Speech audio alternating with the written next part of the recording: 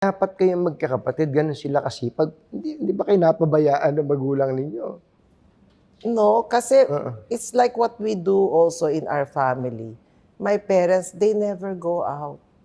Sa Mhm. office lang sila tapos diretso na sila sa bahay. So Mm. every night kasama namin sa May bonding dinner. talaga lagi ano? Kasama namin Mm. sa dinner. Kaya Mm. tapos every year we will go on some vacation Mm. na we can be together. Siyempre not everybody has that opportunity to do that, right? Mm. Pero like in our case, ano din yan choice eh. Opo. Like when my children were growing up, we also made the choice. Ang choice namin, hindi kami magpa-party. Hindi kami mag-a-attend ng function. We go home, tapos nagtuturo pa kasi kami, nag-tutor pa kami noon. Opo.